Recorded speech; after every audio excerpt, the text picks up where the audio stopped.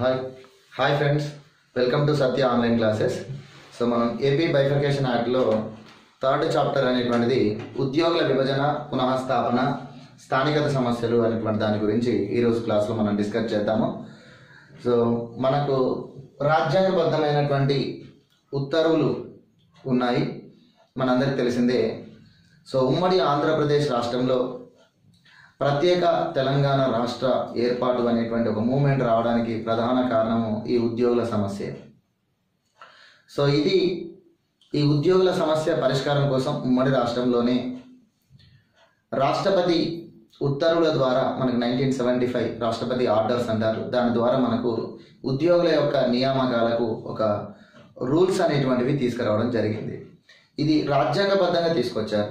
ఎందుకంటే 1973 సంవత్సరంలో 32వ రాజ్యాంగ సవరణ చట్టం చేసి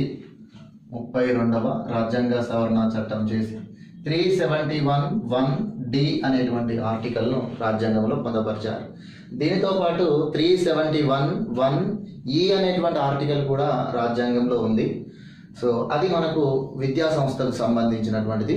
సో 371(1)E అనేటువంటి ఆర్టికల్ దేనికి సంబంధించిందంటే కేంద్రం యొక్క ఒక కేంద్ర స్థాయి, అంటే ఉమ్మడి ఆంధ్రప్రదేశ్ రాష్ట్రంలో తెలంగాణలో ఉన్నత విద్య అభివృద్ధి కోసము కేంద్రీయ విశ్వవిద్యాలయాన్ని తెలంగాణ ప్రాంతంలో ఒకటి స్థాపించాలి అని చెప్పేసి మనకి ఈ నిబంధన రాజ్యాంగంలో పేర్కొంటుంది.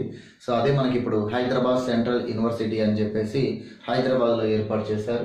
సో ఇది ఆ సెంట్రల్ యూనివర్సిటీకి సంబంధించిన నిబంధన. సో మిగతాగా ఉన్నటువంటి మనకు ఆర్టికల్ 371(1)D అనేది ఉద్యోగులకు సంబంధించినటువంటి ఆర్టికల్. సో ఈరోజు మనకు ఈ చాప్టర్లో డిస్కస్ చేసుకోవడానికి ఈ ఆర్టికల్ అనేది యూస్ఫుల్ అవుతుంది. ఈ ఆర్టికల్ గురించి మనం డీటెయిల్గా తెలుసుకోవాల్సి ఉంటుంది. సో 371(1)D అనేటువంటిది ఏమిటంటే విద్యా సంస్థలలో విద్యా సంస్థలకు సంబంధించిన వాటిలో కానీ ఉద్యోగులకు సంబంధించినటువంటి వాటిలో కానీ స్థానికత ఏ విధంగా ఉండాలి అనేటువంటి దాన్ని ఇక్కడ బేస్ చేసుకొని చెప్పారు. స్థానికత ఆధారంగా స్థానికత ఎలా గుర్తించాలి అని చెప్పేసి. ఓకే, స్థానికత అనేది ఎలా గుర్తిస్తామంటే, సో మనకు 4th to 10th క్లాస్ వరకు, 4th క్లాస్ నుంచి 10th క్లాస్ వరకు ఏ ప్రాంతంలో అయితే చదువుకొని ఉంటారో వరుసగా 4 సంవత్సరాలు 4th to 10th క్లాస్ వరకు చదువుకున్న వాళ్ళు వరుసగా 4 సంవత్సరాలు ఏ ప్రాంతంలో చదువుకుంటారో ఆ ప్రాంతంలో వారు స్థానికులు అవుతారు అని చెప్పేసి మనకి ఇందులో పేర్కొన్నారు. స్థానికులు 4 నుంచి 10వ తరగతి వరకు ఎక్కడైతే చదివారో అందులో వరుసగా 4 సంవత్సరాలు ఏ ప్రాంతంలో చదివితే ఆ ప్రాంతం వారి యొక్క స్థానికత అవుతుంది అని చెప్పేసి దీన్ని పేర్కొన్నారు. సో ఇది విద్యా సంస్థలలో కానీ మరియు ఉద్యోగాలలో కానీ స్థానికత అనేది దీన్ని బేస్ చేసుకొని ప్రవేశాలు అనేటువంటివి ఉంటాయి, నియామకాలు అనేటువంటివి ఉంటాయి. సో విద్యా సంస్థలకు సంబంధించినటువంటిది మనకు 1974లో రాష్ట్రపతి ఉత్తర్వులు జారీ చేయడం జరిగింది. రాష్ట్రపతి ఉత్తర్వులు జారీ చేశారు 1974లో. విద్యా సంస్థలకు సంబంధించిన విద్యా సంస్థల ప్రవేశాలకు సంబంధించిన ఆర్డర్ అంటాం దీన్ని మనం. 1974లో దీన్ని జారీ చేశారు. ఇది ఇప్పటికీ 2 times సవరించబడింది. జూలై 16th 1976లో జూలై 16th ఒకసారి సవరించారు. తర్వాత 1976లోనే నవంబర్ 25th ఒకసారి సవరించారు. సో మొన్న మనకు 2016 జూన్ 10వ తేదీన మరొకసారి సవరించారు. సో ఈ రకంగా విద్యా సంస్థల ప్రవేశాలకు సంబంధించిన ఆర్డర్ 1975 రాష్ట్రపతి ఆర్డర్ అనేది ఉంది. ఈ 1974లో జారీ చేసిన ఈ ఆర్డర్ను ఇప్పటి వరకు 2 సార్లు సవరించారు. మొన్నటి దానితో 3వసారి సవరణ జరిగింది 2016 జూన్ 10వ తేదీన. తర్వాత ఉద్యోగాలకు సంబంధించినటువంటిది మనం చూసినట్లయితే 1975 జూలై 1వ తేదీన ఉద్యోగాలకు సంబంధించినటువంటి ఉద్యోగాల నియామకంలో రాష్ట్రపతి ఆర్డర్ అనేది జారీ చేయబడింది. రాష్ట్రపతి ఆర్డర్ అనేది జారీ చేయబడింది. సో దీన్ని ఇప్పటి వరకు 16 సార్లు సవరించారు. ఇప్పటి వరకు 16 సార్లు సవరించారు దీన్ని ఇప్పటి వరకు. సో మొన్నటి సవరణ అనగా 2016 జూన్ 10వ తేదీన దీన్ని సవరించారు. మళ్ళీ ఇది 17వ సారి ఈ సవరణ అనేది. సో మొత్తానికి ఇలా విద్యా సంస్థలకు ఉద్యోగాల నియామకాలలో స్థానికతకు సంబంధించినటువంటివి రాష్ట్రపతి ఆర్డర్స్ అనేవి ఉన్నాయి. అవి 371(1)D ఆర్టికల్ను బేస్ చేసుకొని ఈ ఆర్డర్స్ అనేవి ఫాలో అవుతున్నాం. అసలు రాష్ట్రపతి ఆర్డర్స్లో ఉద్యోగాల నియామకాలకు సంబంధించినటువంటి ప్రమాణాలు ఏమిటి అనేది ఒకసారి మనం చూసినట్లయితే, రాష్ట్రపతి ఆర్డర్స్లో ఉద్యోగాల నియామకాలకు సంబంధించిన ప్రమాణాలు ఏమిటి అంటే, ఇక్కడ ఉద్యోగాలను 3 రకాలుగా వర్గీకరించారు. ఒకటి జిల్లా స్థాయి ఉద్యోగాలు, జిల్లా స్థాయి ఉద్యోగాలు. 2 జోనల్ స్థాయి ఉద్యోగాలు, జోనల్ స్థాయి ఉద్యోగాలు. 3 రాష్ట్ర స్థాయి ఉద్యోగాలు, రాష్ట్ర స్థాయి ఉద్యోగాలు. సో ఇందులో స్థానికత అనేది ఎలా ఉంటుంది, లోకల్ అంటాం మనం. ఇంకోటి ఓపెన్, ఓపెన్ అంటే అది నాన్ లోకల్, ఎవరికైనా ఎలిజిబిలిటీ ఉంటుంది. సో ఇందులో జిల్లా స్థాయి ఉద్యోగాల యందు లోకల్ వారికి 80% లోకల్ కోటా కింద రిజర్వ్ చేయబడుతుంది. అంటే ఆ జిల్లా వారికి ఆ జిల్లా స్థాయి పోస్టులలో ఎన్ని పోస్టులు ఉంటాయో ఆ పోస్టులలో 80% పోస్టులు ఆ జిల్లా వారికి రిజర్వ్ చేయబడతాయి. మిగతా 20% పోస్టులు ఓపెన్ కేటగిరీ అంటాం. అంటే ఈ జిల్లా వారు పోటీ పడవచ్చు, లేదా మరో జిల్లా వారికి కూడా మెరిట్ ఉంటే అవకాశం ఉంటుంది, లేదా వేరే రాష్ట్రం వారికి కూడా అవకాశం కల్పించబడుతుంది. ఇది 20% ఓపెన్ అనేది. జోనల్ స్థాయి పోస్టులలో మనకు 70% లోకల్, 30% ఓపెన్ అంటాం. 30% ఓపెన్ అంటాం. యాక్చువల్గా ఇది non local quota, non local quota అంటారు. కానీ వాస్తవానికి ఇది నాన్ లోకల్ కోటాగా పిలువబడకూడదు. ఎందుకంటే నాన్ లోకల్ కోటా అంటే లోకల్ వాళ్ళు ఉండకూడదు, మొత్తం నాన్ లోకల్ వాళ్ళే ఉండాలి. కానీ ఈ 30% కానీ 20%లో కానీ నాన్ లోకల్స్ వాళ్ళే ఉండకుండా లోకల్ వాళ్ళు కూడా ఉంటారు. అంటే ఈ 20% ఈ 30% ఎవరికైనా వర్తిస్తుంది. ఆ జోన్ వాళ్ళకి వర్తిస్తుంది, ఆ జిల్లా వారికి వర్తిస్తుంది, వేరే జోన్ వారికి వర్తిస్తుంది, వేరే జిల్లా వారికి వర్తిస్తుంది. అదర్ స్టేట్ వాళ్ళు కూడా దానికి ఎలిజిబుల్, మెరిట్ని బట్టి దాన్ని రిక్రూట్మెంట్ చేస్తారు ఆ పోస్టులను.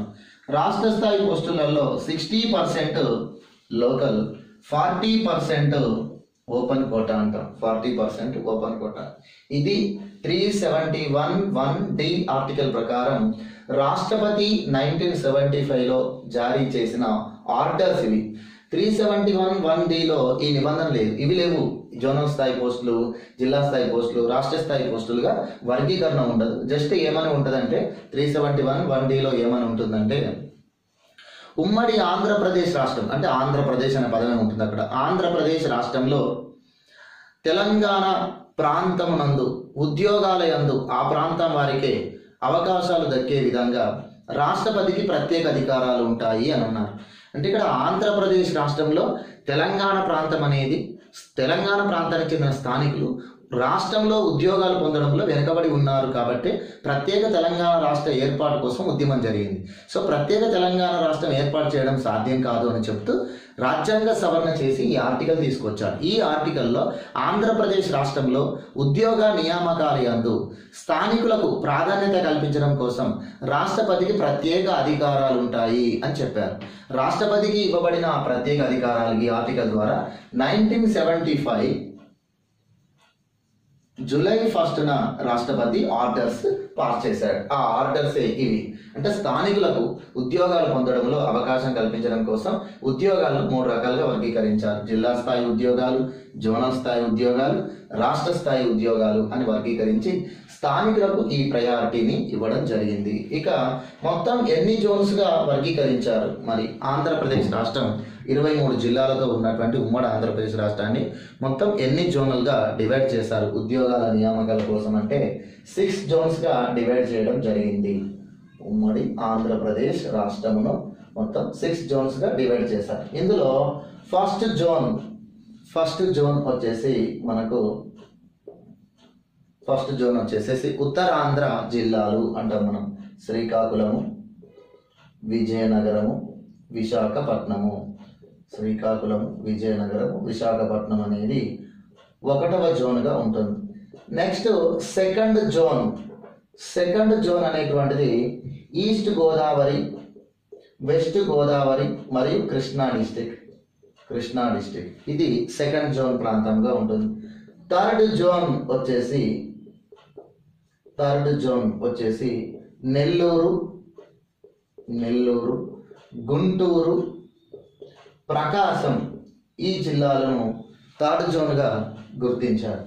ఫోర్త్ జోన్ వచ్చేసి కంప్లీట్ రాయలసీమ జిల్లాలు, 4 జిల్లాలు,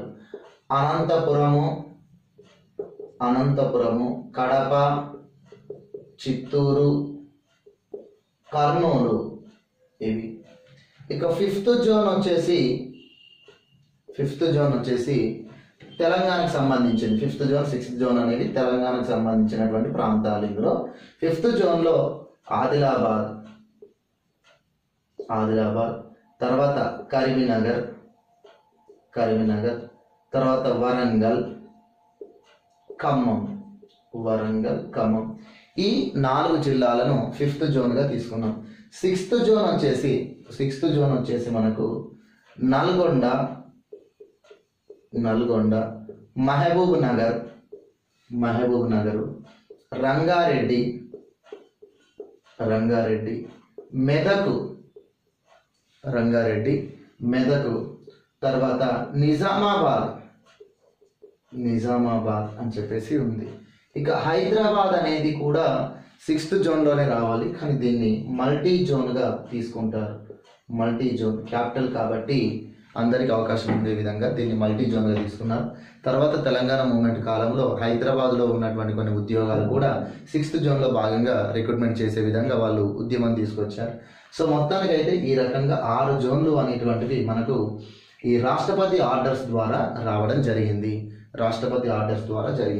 సో ఇది ఉద్యోగాల నియామకాల కోసం మనకు ఉన్నటువంటి ప్రమాణాలు ఇలా ఉండేది. ఇప్పుడు ఉద్యోగుల విభజనకు సంబంధించినటువంటి సమస్యలు ఎలా వచ్చాయి అంటే, ఉమ్మడి రాష్ట్రంలో ఉన్నటువంటి మొత్తం ఉద్యోగులు ఎంతమంది, వారి విభజన అనేది ఎలా చేశారు, విభజన కోసం ఉన్నటువంటి సెక్షన్స్ ఏంటి, చట్టంలో ఉన్న సెక్షన్స్ ఏంటి, విభజన కోసము నియమించినటువంటి కమిటీలు ఏమిటి, కమిటీలు ఇచ్చిన సూచనల ప్రకారం ఉద్యోగుల విభజన ఎలా జరిగింది, విభజన జరుగుతున్నప్పుడు ఎదురైనటువంటి సమస్యలు ఏమిటి, ఇవన్నీ కూడా మనం ఇందులో డిస్కస్ చేద్దాము. Okay, right.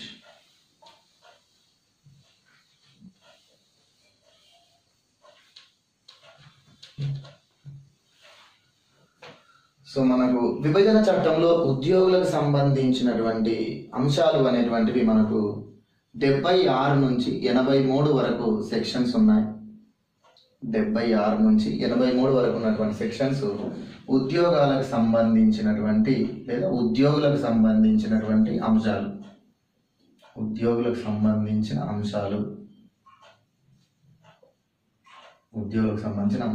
ఇది విభజన చట్టంలో 8వ భాగం నందు ఉన్నాయి. విభజన చట్టంలో ఇవి 8వ భాగం నందు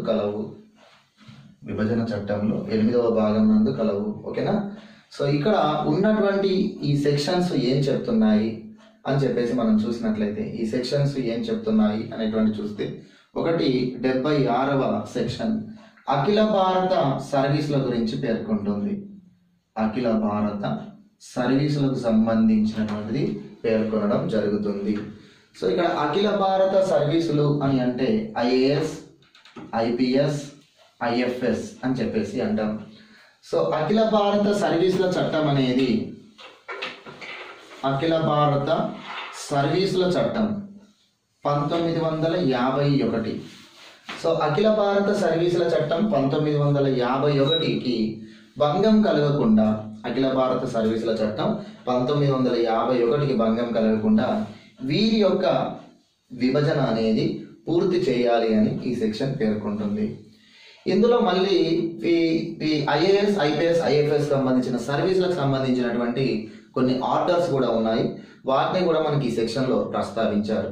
అదేంటంటే, ఒకటి IAS Indian administrative service orders అని ఉంటుంది. ఇండియన్ అడ్మినిస్ట్రేటివ్ సర్వీస్ రూల్స్ కు సంబంధించిన ఆర్డర్ 1954 లోబడి ఈ ఐఏఎస్ల విభజన జరగాలి. ఐపీఎస్ కూడా అంతే. Indian police service rules order అనేది 1954లో చేశారు. దాని ప్రకారం ఈ ఐపీఎస్ల విభజన అనేది జరుగుతుంది. ఐఎఫ్ఎస్ ఇండియన్ ఫారెస్ట్ సర్వీస్ రూల్స్కు సంబంధించిన ఆర్డర్ 1966లో చేశారు. ఇది దీని ప్రకారం వీరి యొక్క విభజన అనేది జరుగుతుంది అని చెప్తున్నారు. సో ఈ రకంగా 76వ సెక్షన్ మనకు చట్టంలో అఖిల భారత సర్వీసుల యొక్క విభజన గురించి పేర్కొంటుంది. అంటే ఉమ్మడి ఆంధ్రప్రదేశ్ రాష్ట్రానికి